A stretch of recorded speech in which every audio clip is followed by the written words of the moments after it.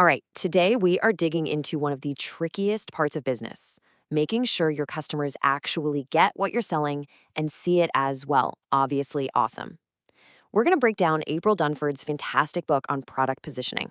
So, let me just ask you, have you ever been in that spot? You've built something incredible. You've poured everything into it, and then you show it to people and you just get blank stares. That confused, so what is this exactly? It's got to be one of the most frustrating feelings out there. Well, if that's you, you are in the right place. Because today, we're going to dive into the brilliant solution from positioning guru April Dunford in her game-changing book, Obviously Awesome. This is really your guide to getting customers to not just understand what you do, but to want it, buy it, and absolutely love it. Okay, so here's the plan. First, we're going to talk about why so many great products fail.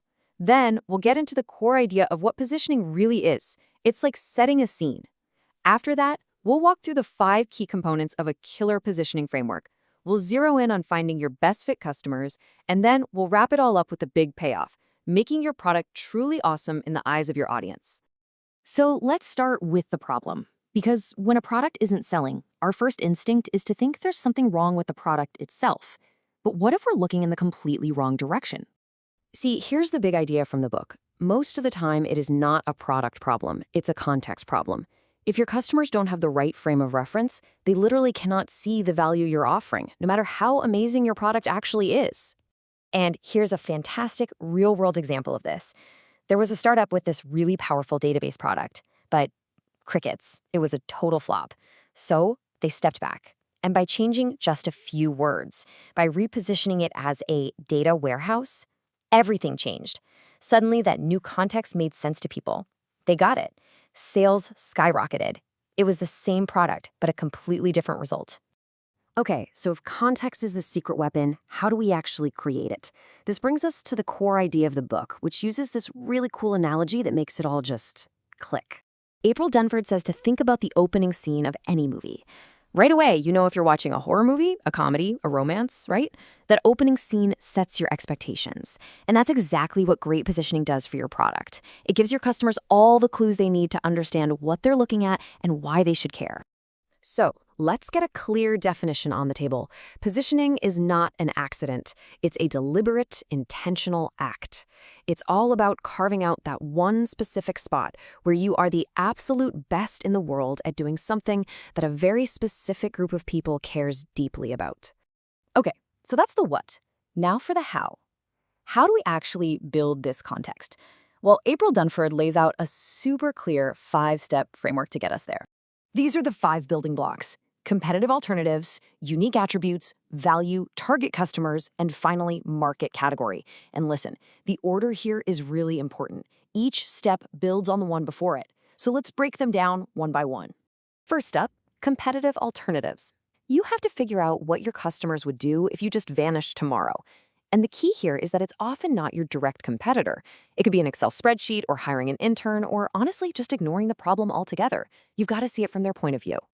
Okay, once you know what you're really up against, then you can ask, what do we have that they don't?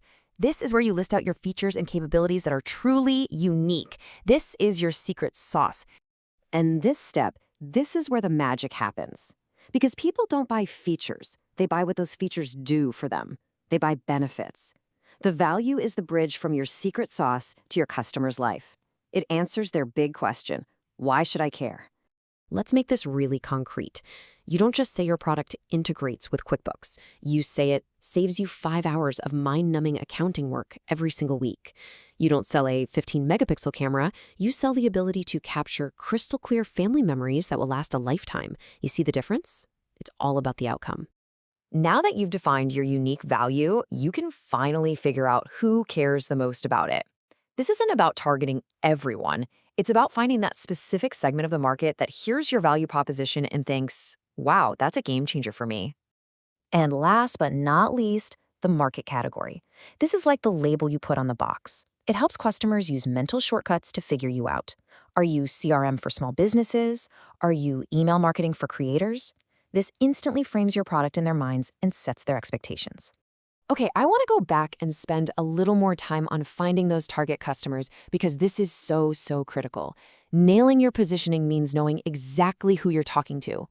So, who are these best fit customers? They're the ones who just get it.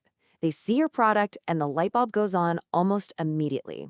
They don't need a long sales pitch. They're your easiest sales, your loudest champions, and they're often the ones telling you that you should be charging more.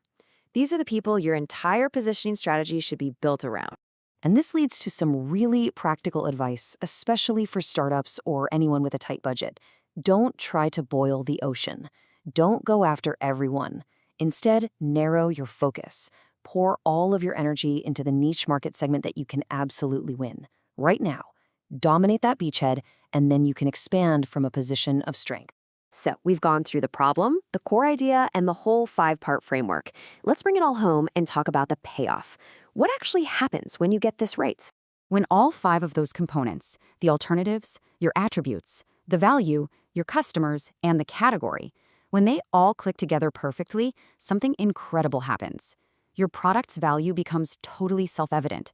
You take a customer from a state of, huh, what is this, all the way to, wow, I need that. So I want to leave you with this one question to really chew on. Think about your own product, your own company. What context are your customers putting you in right now? And is that the context where you can actually win?